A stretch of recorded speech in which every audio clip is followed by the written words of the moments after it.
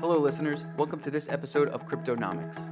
Before we jump into today's discussion, please keep in mind this recording is for general education and is not intended to constitute investment advice. Any opinions expressed are those of the participants and do not necessarily represent those of Witham.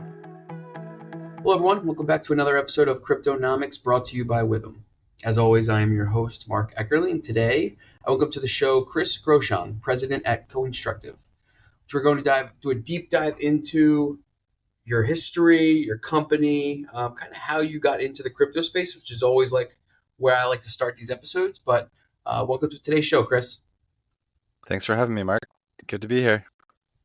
Awesome. So let's dive in. I mean, I always like to start with introductions, but also your rabbit hole experience into crypto. How did you first get introduced to digital assets?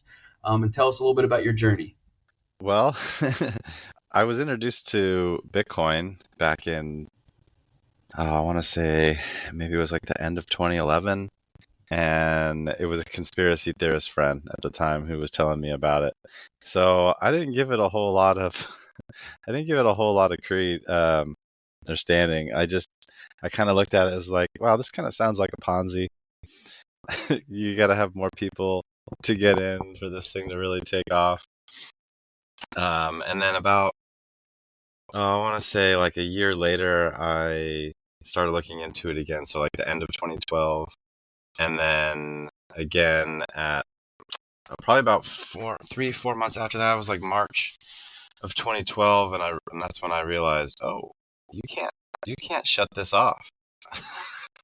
You can't turn off Bitcoin, and if you can't turn it off, then what's going to happen is innovation will spur around it. That's exactly what happened in the .com, with the internet, and pretty much every other influential technology that we have, always, especially if you can't turn it off, innovation will spur around it. And I was like, well, this will be a new place to play, a new place to generate wealth, a new place to go out and be adventurous and see what happens. So I was looking for a way out of my biotech job, and I didn't see a really a whole lot of options because of my skill set. And so when I found crypto, or Bitcoin specifically, I was like, no one is really that much farther ahead of me, except for like the developers, which I'm like, I'm not planning to become a developer, right? And then there was the attorneys, right? And I was like, well, I'm probably not going to become an attorney either. But those were the folks. It was either that. It was only three folks really when we got started, right? It was the attorneys, it was the devs, and it was the crypto anarcho-capitalists who wanted the banks to just disappear and wipe out everything. So I knew that was not going to be a path, because the people who have control never give up their control, and the banks and the financial institutions definitely have that. So. But there was always going to be a training wheels kind of period where there's going to be this bridge. And I was like, if I can get in now and I spend all my free time, like if I was going back to school, right? Like what would I have to do? I'd have to work. I'd have to keep my job. I have to still pay the bills, but I got to get this new skill set. So all my free time, weekends, evenings, I would take vacation days and go to conferences. So I was committed to like this industry and becoming a part of it. And I wasn't sure exactly how I was going to get there, but I knew that I was going to. And so sometimes determination is the most important.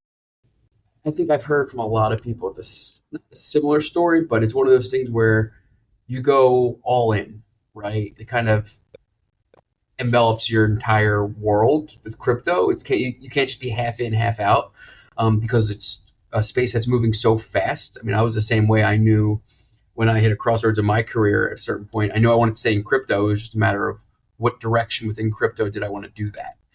So It's neat to hear kind of the early mover space, especially when, right, you had a friend and you thought it was Ponzi, this fake internet money, and now we're seeing today, 12, 13 years later, new tokens popping up left and right every single day, and we're just numb to it at this point. It's just expected, basically. Yeah, it's there was no crypto. It was just Bitcoin, right? So there was no crypto Twitter. It was just Bitcoin Twitter. And that's where I met a lot of people, because people were everywhere, and there wasn't a lot of in-person gatherings back in like 2013. My first conference was in 2014 in San Francisco, so I'm pretty sure Vitalik was in the corner working on Ethereum at the time.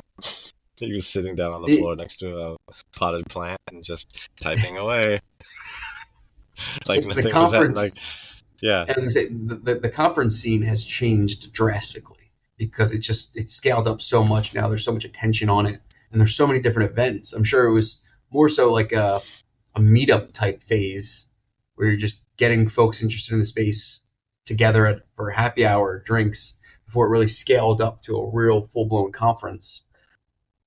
So it's neat to see the dichotomy between the two.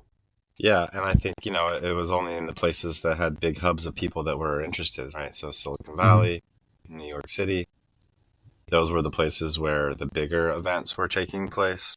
So I went to like my first conference was in San Francisco in June of 2014, and I met a lot of really great people, a lot of early builders. And then 20 was it 20 yeah, I guess it was like April of 2015 was when I launched CoinStructive, the first initially. The business model has changed multiple times since then, but CoinStructive has been around since 2015. So we're in the 10-year mark. Can't believe it's been 10 years. It's a It's big deal when it comes to crypto. That's Yeah, a it feels long like life 100. cycle. I mean, you don't see many companies. They come and go when it comes in the crypto space. So you guys are definitely hanging around, one of the veterans. But that's a great segue into let's dive into CoinStructive. So what are you guys doing today? What's the company focused on and kind of the core operations, if you will? Yeah, so we've changed. I laugh because the business models have changed multiple times, and that's how you really know like if your business is working. If you go into a bear market and you can't make any money, then your business model isn't any good, Yep. right? You got to be able to make money during the bear and the bull. Everybody can make money during a bull run. There's so much opportunity. It's when the money dries up, that's when you've really got to make sure that your business model is on point. But what we're offering now are two main services, really, and we're a service provider. We provide. So I started a Bitcoin ATM company in 2017 with some folks, and I ended up leaving in 2018. The company is still around. They're not really doing much, and I think it was a good idea to leave. But the point the point being was that I became the chief compliance officer because one, no one else would do it, and two, I knew people in the space that were already chief compliance officers. So I was kind of like, well, if there's anybody in this group that's gonna be able to get this job done, it's gonna be me because I have people I can lean on for information and advice, right? So that's how I kind of looked at it. And so, after I left, I didn't really have that work anymore, but eventually I took another job, and then I started treating it as a fractional role because most people don't need a full-time compliance officer. And it turned out that was really what the market needed at the time. There was a bunch of people in the startup space with low revenue, but it's a legal requirement to have a compliance officer. And usually the CEO starts out as like the compliance officer, but over time there tends to be a conflict of interest in that position because the CEO and the other C-suites are trying to grow the business and increase the revenue, whereas the compliance officer is looking at the bad guys or potential bad guys and saying, that guy can't do any more business, that guy can't transact. So imagine a CEO, right? A CEO is going to be like, yeah, just let it all through. Like, we're making money. Like, who cares, right? So to have a CEO who's the chief compliance officer, it doesn't really bode well with the regulators because they know there's a conflict of interest. So it's kind of like separation of power. And that way the compliance officer can come in and say, these are the things that need to be done. These are the things we're already doing. And here's where we can clean things up and make things better for your business so we don't have to worry. while trying to, also allow the most revenue to come in as possible. And that's always the tough battle doing compliance. But we service companies like Bitcoin ATM companies. We service, wallet providers who are now selling crypto directly. All right, so maybe they were just a wallet, but now they got a bunch of users, and it makes sense to have this. We are our own little exchange. Payment providers, so people who are using crypto backend rails to like allow people to do remittances and things like that. Some other interesting business models that I can't really talk about, but like basically if it involves the movement of fiat currency and the conversion into crypto, that's usually where we sit in. So if you're building a business, right, and you're in that space where you're touching customers' funds, there's a lot of regulation around that, and it's constantly changing, which is actually the most difficult part because it's not the same across the board. All 50 states have like their own different money transmitter licensing rules. Some of them have crypto involved, and some of them don't. So it makes it really difficult for a business operator or a CEO to figure out, well, what do I even need? And then even if I figure out what do I need, how expensive is it going to be to accomplish all those things? Maybe I need to do it in like chunks or pieces to make it more digestible for the company and go after what's the biggest markets, because the overhead sometimes to get into those markets can be rather large. And on that compliance side, I mean, you're also helping kind of straddles the regulatory aspect as well with certain applications. The first thing that comes to mind, you mentioned payment processors like MTL, money transmitter licensing process. You assist your clients working through that process as well, right? Yeah, we do money transmitter licensing. It kind of came about organically as part of the compliance work, because you can imagine client comes to you and says, "Hey, I heard the laws," or you tell them, "Hey, the laws just changed in one of the states you're operating. Looks like we're gonna need to get a license, or we have to shut down operations by this date." Right? So then people are like, "Oh my gosh, what do we do?" And most of the time, the people who are providing money transmitter licensing services are attorneys. So I constantly get asked if I'm an attorney all the time. And that's also because of the other business line that we operate in, which is investigations, right? So not to cut the money transmitter licensing thing too short, but it's a lot of paperwork and regulatory overhead. It's bureaucracy at its finest. I mean, because some of the states you can reuse the information and some of the states you can't. So a lot of times it's duplicated, and it can get very costly because there's things like the two biggest thing that people don't realize about money transmitter licensing, and we can move on. There's it is really outside of the company's control too. It is what's called audited financial statements. So you need a CPA to actually give their stamp of approval that they audited every single dollar that came in and every dollar that went out, and they know exactly, and they can account for everything. Because that's a requirement. Audited financials are a requirement for money transmitters, and you have to do this in some states quarterly after the first one, and they can ask you to go back 2 or 3 years, right? So the problem is that a startup may not have clean books going back 2 or 3 years, and there's no way they can get audited financials, and they're really expensive. They can be 50 to over 100 grand to get audited financials. So it's a really steep burden. And then the second thing is net worth and surety bonds.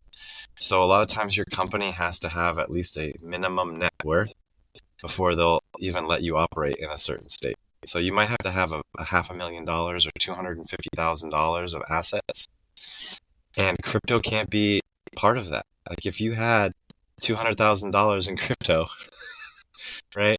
You can't even like put that on the books. So there's this whole thing like about the accounting practices that go into this, and they're actually trying to change the laws right now to allow folks to use that, because it's technically what's called an intangible asset, crypto. And so the problem is that you can't put that on your balance sheet for net worth. So you might be sitting on $1 million in crypto, and it may fluctuate, it might go up and down, but it probably hasn't been below a half a million, but you can't use it at all, right? So that's where some of the laws need to change A around couple this. things to just a couple things to touch on there really quickly because you made a lot of great points. We've worked with a lot of companies that are going through the MTL process and need audited financial statements as a CPA firm, and that is something that does come up in the 11th hour that they're just trying to get to the finish line, and then understanding the audit process it takes time. So it's one of those things that it's tough to get out in front of. It's costly, like you mentioned. Yeah. Um, Another thing that we've seen a lot is companies that are creating effectively shells or subsidiaries as the company that is submitting the MTL license. So there's not all that much operations from an accounting perspective. So it helps streamline both the application side as well as the audit requirement, right? Because there's not that much there to audit. Um, Yep, so just to, that's a great tactic, and I tell people that too. Like, look, it might be easier to spin up a subsidiary or a new entity that's clean because then there are no financials to audit. or it takes It's a week to get done, right? You get that stamp of approval because there's not much there. It's a cash account, right? Yep, At the end of the yeah. day. So, There and are then workarounds, exactly. yeah, you mentioned the bureaucracy. Love that word for kind of some of these licensing requirements. And I always come back to the entire bit license requirement here in the state of New York and just the paperwork, the cost that goes involved with that, with only here in New York. I think that needs to be scrapped immediately. Um, I'm hoping under the current administration that's one of the action items or under the crypto task force that we start to make some progress there because that's one of those things that it's very archaic, I feel like, and it's just And creating you might extra have to hurdles get for companies to transact in the state of New York. and you might have to get the money transmitter license on top of the bit license. You have to Yep. get both sometimes depending on your business model. Yeah. So it's like double duty in New York. And it's not like these application processes are easy. Um, they're very time consuming. And it's actually that's the hardest part is the time consuming aspect of putting it all together. Like if anybody's ever bought a home, right, and all the paperwork that goes into buying a home, and how long it takes, you're like, oh, give me your bank statements, and then, oh, we need this, and then we need these documents, and it's like the same thing, and it's for every officer. So, you know, and any person who has like managerial like responsibility, there's all these like weird definitions. I'm actually skipping the NMLS conference this year. Just I've gone every year for the last like 4 years. And I do learn a lot of stuff, but I've noticed that the NMLS conference, which is where all of the licensing is kind of held, like that's the portal.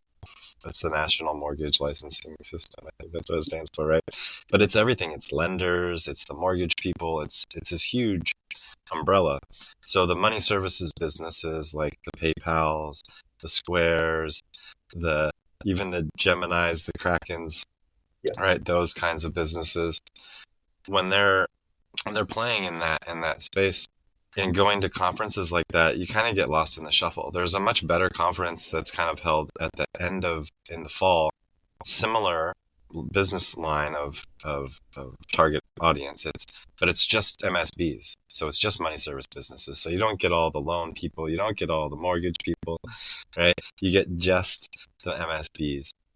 And you get a lot of crypto folks there, a lot more. So, and it's a smaller group. So the NMLS conference, a couple thousand people show up. It's usually really big. It's multiple days. The MSB conference is usually 2 days, and there's like 400 people probably. And you get to meet the regulators. That's always one of the best things. So you get to go in Yeah. if you got a state you're talking to, you go get to meet a person, like and talk to them. So you can actually get things done. But yeah, the surety bonds, the other thing on the money transfer licenses that people don't realize is that you need surety bonds. Surety bonds are basically an insurance so that you can, if you wrap up, if the things don't go well in that state or something happens, you have this money that you can use to like settle the situation. And each state needs its own. So, and they have their own requirements. So some states it's like 20 grand. Some states it's 250 grand. Right? So it's just like then there's these surety bond providers, and you have to get a bond you have to renew your bond every year. So it's just kind of like a bail bond. It's like you pay a percentage, 2, 3, 4, 5% of the total value of the bond, and then they issue you the bond, and it's good for a year, and then you have to renew. So if it costs you $5,000 for one state, imagine getting all 50 states, right? Like it starts to add It's up not practical.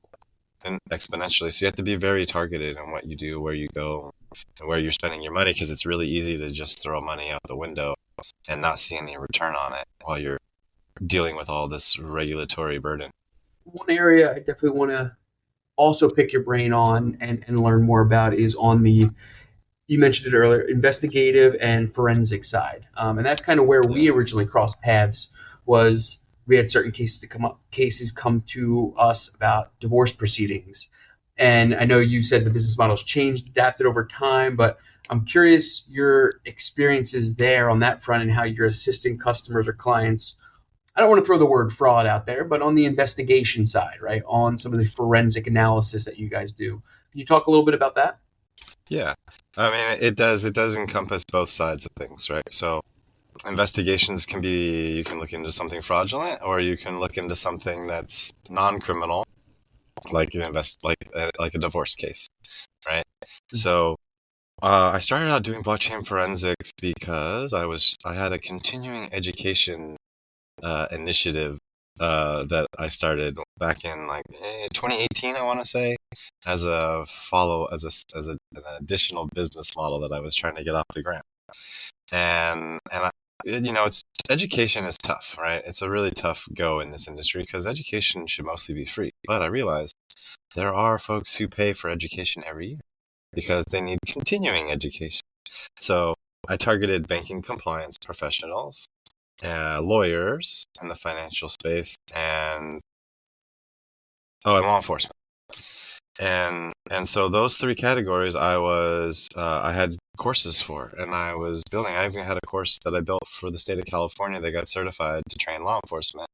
I couldn't even get anybody to take the class. I couldn't get anybody to even show up to this free class.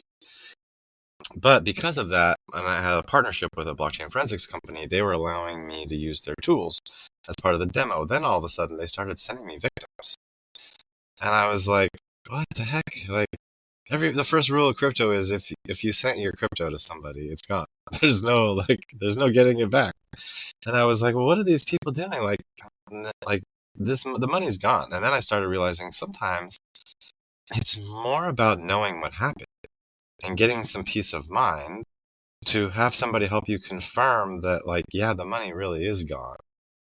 And here's what happened to it. Because at the end of the day, closure is a really important thing for people when they're dealing with being scammed or being a victim. So that's kind of how the business model started. And so we do investigations a little bit different, I think, than a lot of other firms because I wanted it to be something that people weren't throwing a lot of good money after bad, right? That's what a lot of people would say. I was like, well, how do I? There's no guarantee. I always tell people, there's no guarantee we can get your money back, right? And people think the first thing they say to us is, if you can get my money back, like, I know that everything's going to be okay, right? But that's also a little bit diluted and delusional, right? Because if you're in a relationship and you've withdrawn a majority of the funds out of the savings account and lost it, the trust has already been broken, right? Like, getting the money back and putting it in the account is not going to fix the relationship and the trust. So people need to think bigger picture about what they just got themselves into and how long it's actually going to take to recover, right? So to speak, because it's not just about recovering the funds always, right? And there's a lot of recovery scams out there. Like, the number for the longest time, the biggest recovery scam was the number one advertiser on Google. So you typed in, how do I get my crypto back? Or my crypto was stolen, what do I do? And the first company that would pop up was a scam. And they were spending tens of thousands of dollars on ads because they were charging a single person $10,000 to get started. Just flat, 10K, we'll figure out what happened to you, we'll get your money back. And then it was just a process of lies upon lies and deceit. to the point where they would then show somebody, hey, we found your money. It's sitting in this wallet. Check this out.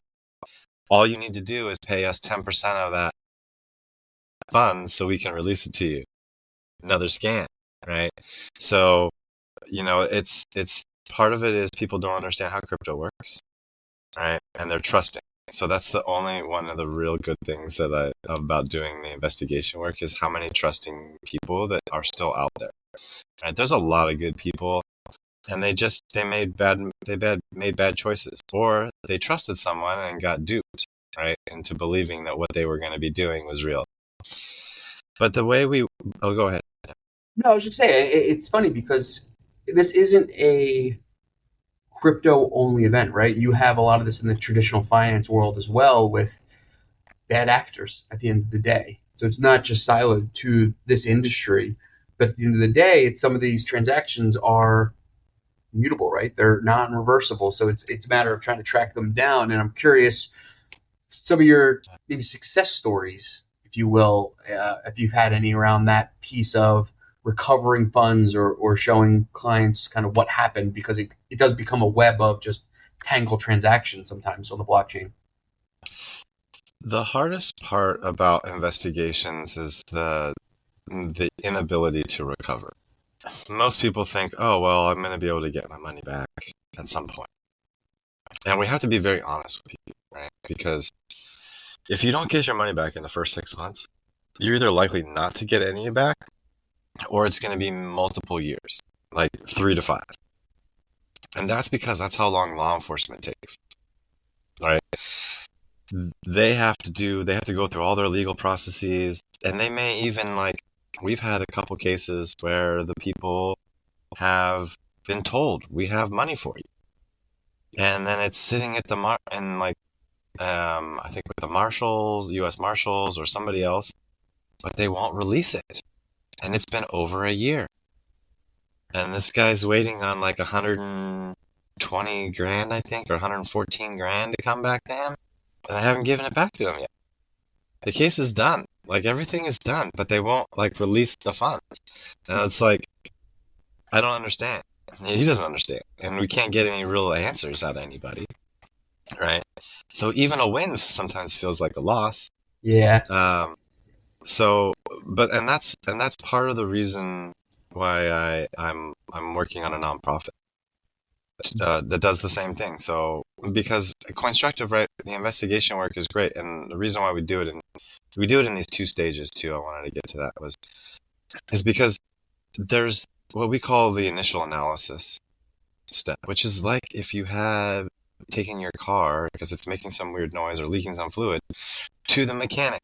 If the mechanic doesn't open the hood and just looks at the outside of the car and says it's going to be probably 3 grand to do the work, you'd probably be like, wait, what? How do you even know what's wrong with the car? Like, you didn't look under the hood. Like, you have no idea what's going on. How do you know it's going to be 3 grand? What if it's the windshield wiper housing, right? It's like a $200 part and like an hour for him to put it in. It might be $300-400 max, rather than who knows what is going on under there, right? So Just what we throwing a general figure out there. yeah, oh, it's going to be 6 grand. That looks like a transmission leak, like, wait, how do you know? You'd take it to someplace else and you'd get a second opinion. Crypto, though, there's not a lot of companies, and it's not exactly easy to find one that you can trust. So you go with the first guy that you find, usually, right? But they may be ripping you off. So we always do it in 2 stages so that you get this estimate of what actually happened and whether it's even worth going after, right? Because the outcomes, we call them the good, the bad, and the ugly, right? There's the three things that can really happen out of it after you look and see. You look under the hood. The money either went someplace that it's likely to be recoverable, like an exchange that will cooperate with your law enforcement or allow us to freeze the funds long enough so that it can be recovered, or you get what we call the bad, which is like a place where the company may not cooperate. It could be an exchange in China or in the Seychelles, and they don't have any real responsibility, or they don't feel a sense of responsibility to their customers, and they're not really going to help, especially anybody in the US. So the second part, or the third part, is the ugly, which could be things like mixers and tumblers and super complicated. They break them up into like 1,000 small transactions. Like, it's not probably worth the time and the money to do the investigation, knowing how bad and how ugly it is. So, but this is enough sometimes to give people that peace of mind of, okay, well, the money really is gone, right? They did a really good job, or were they sloppy and the money's like sitting in this wallet still and it hasn't moved? We can watch those and we can say, oh, it moved. It's moving again. Oh, it just hit an exchange today. Let's try to go get it, right? So there is a difference, right, on how we do things because we want people to know upfront what they're getting themselves into. Plus, for us, the people who are going to end up building a report, a blockchain forensic report at the end of the day with images and annotations showing the flow of funds and what actually happened to the money, that step is more time consuming. So if we can do the first step, then we know exactly how long the second step of building the report is going to take. So we can give somebody an accurate quote on how much it's going to cost rather than some arbitrary number. And people will just be like, oh, yeah, I guess we'll go with you. Here's $5,000. Here's $10,000. I never felt like that was fair to the victims or to the individuals. So, but it's basically investigations is half victim work, which actually complements the compliance work because on the compliance side, people don't tell you what they're trying to do when they're trying to get around your controls and the things that you have in place to stop fraud. But the people who have been scammed come to you and they tell you everything. So it makes, when you do your compliance work, it makes it much stronger because you can ask the questions because you understand how the person got scammed in the first place, right? So they definitely help each other. But on the other side of the investigations is things like you mentioned earlier, the expert witness work, which is really starting to pick up because if you think about it, every year that crypto goes around and doesn't disappear, more people put in their portfolios. But people are still getting divorced at the same rates they always had, right? Yeah, that's not going away anytime soon. So we're also working on things like bankruptcy receivership. So companies who put crypto on the balance sheet, they got to figure out what do they got to do with that, right? Or they took it as investment and now the company is dissolving. Where did that money go and what is the waterfall? Like who gets paid back and where are their assets hiding potentially, right? Was it laundered, right? Like did it go out of business or go bankrupt because they stole the money, right? Like those are all really, and so that's why investigations is actually pretty fun, right? Like it sucks to having to deal with the victims because of what they're experiencing, right? But I like helping them because at the end of the day, they feel like someone is actually taking a stand to help them, which is part of the problem with the whole like victim journey, right? And if people aren't familiar with the victim journey, what happens is after you realize you've been scammed, right? This whole triggers go off in your head, and you're like, holy shit, what have I been doing for the last 3 months? I need to figure this. I need to get help now, right? And in your whole mindset changes, and like panic sets. But you know, the investigation, like at the end of the day, right? Like you really just want to make sure that people get good, solid information so that they can make informed decisions about how to proceed. So that's part of the reason why I'm starting a nonprofit that's doing this, because there's a lot of people who can't afford private investigation services. You know, they may have only lost $50,000, but that was their entire life savings, right? Yeah, it's all relative, right? Yeah. Each individual. So I'm launching a nonprofit called the Crypto Recovery Alliance. I've been working on it since October of 23. Last year was a lot of paperwork and trying to get things aligned. And we're waiting for our nonprofit status to come back from the IRS so that we can kind of officially open the doors and start bringing in the donations that we need to operate. But I'm excited about it because it does three main things. It's going to provide no-cost blockchain forensics investigations for victims who qualify financially, so that like the guy who loses $1 million and comes to us and says, I lost everything, I might have to sell my second house and go, I don't know if you need free services. Like, you still have money, right? It's the other guy who's living now paycheck to paycheck, has no saving, right? That's the person who's going to get the help. But the other two things that we're going to offer, I think, are just as important because the investigation is definitely a key component. But like what I mentioned about getting people the help that they need to recover holistically, right? That's going to stem from access to low or no cost mental health care. Because you can't just process the trauma of being a victim yourself, right? Especially the bigger the loss or the more traumatic the loss, because that sends people into like this downward spiral, right? Of negativity. They stop eating well. They not sleeping at night. Their adult children aren't talking to them anymore. They get a divorce. Their performance at work goes down. They lose their job. They become depressed, isolated, and suicidal, right? And it's just this cascade. And this all stemmed from like a scammer, right? Building this confidence with them, having a relationship, and then pulling the rug out from under. And if we can save one life, I feel like it's all worth it. Yeah. No, 100%. I mean, and it's a great compliment to what you are already doing and in the space of. I think they go perfectly hand in hand. And I think a lot of people are going to benefit from this. It's an unfortunate circumstance and something, nature of the beast within the industry. But like I said, it's not just a crypto thing. I think this is just a human issue, nature of doing business. But I think a lot of people are going to benefit from the work that you and your company are doing. And then thank you. And the last thing that we're going to be offering is this preventative education aspect.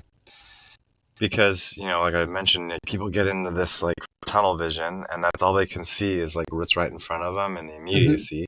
And a lot of those people end up falling scam victim again. They become repeat victims because they never learned what the signs were to spot a scam or when they're being retargeted. Because the scammer doesn't care.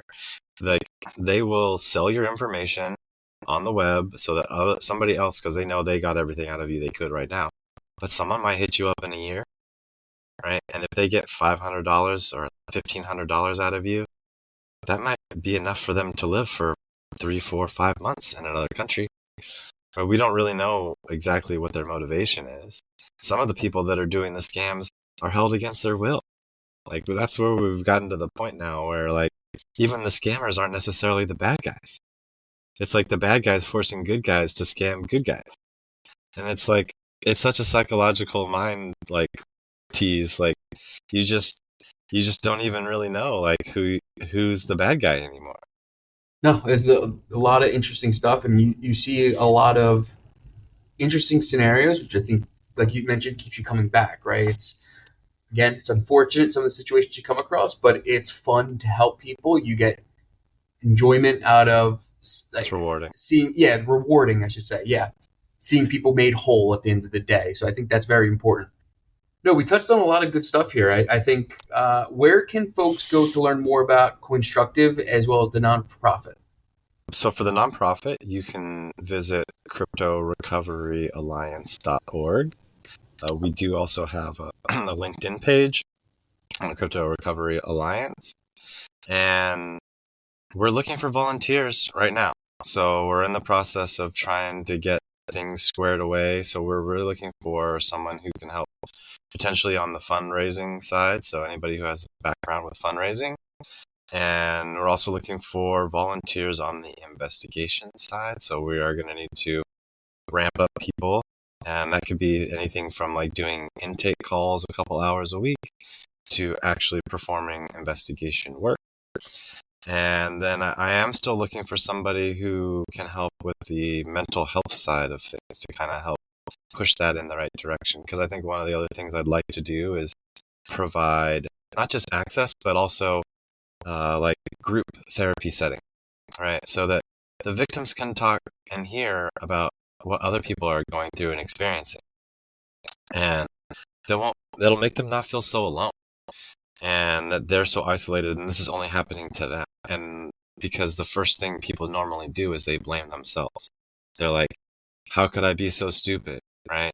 And I wanted to also bring up the point that you mentioned earlier about how the scams are not new, right? Like it's the same scams. It's just they're using crypto as a means of moving the money around, right? But the thing about crypto is the dollar value of those scams are usually a lot higher, right? It's not the same as the gift card scam where they're going and getting 500 or $1,000. We're talking tens of thousands, hundreds of thousands, right? Millions of dollars people are losing. People aren't losing boatloads of money like that to like regular scammers, right? So it's less people, but much more value is being lost, right? So on the CoinStructive side, if you're looking for investigation work or you're looking for compliance services, you can visit coinstructive.com. And we have a couple surveys on the site. So like if you're looking for compliance, great. There's a button right on the first page if you want to open a case. And we always do free consultation. So you fill out the survey. As long as you have lost over 10K, you'll qualify and we'll get you an email that will be automatically sent out to you so you can book an appointment to talk to it and take counseling. And they will explain to you all the steps and the process that we go through in the investigation. And that way you can be informed enough to decide if it's something that you want to actually do and how much it might cost to get you there. So you can also follow us on Twitter at CoinStructive. I'm on Twitter as well, at DJKINKLE. That was my my college DJ name, and I I love it. never thought Twitter would take off, but I decided that it's a little too late to change it. Yeah, crypto So Twitter's the place to be, man.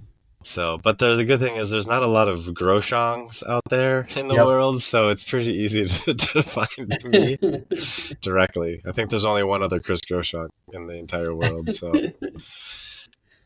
Well, that's awesome, Chris. I appreciate you joining us today. Learned a lot of good stuff about CoinStructive, and now we know where to go to learn more and chat with yourself and your colleagues. So thank you for joining us today, and appreciate the time.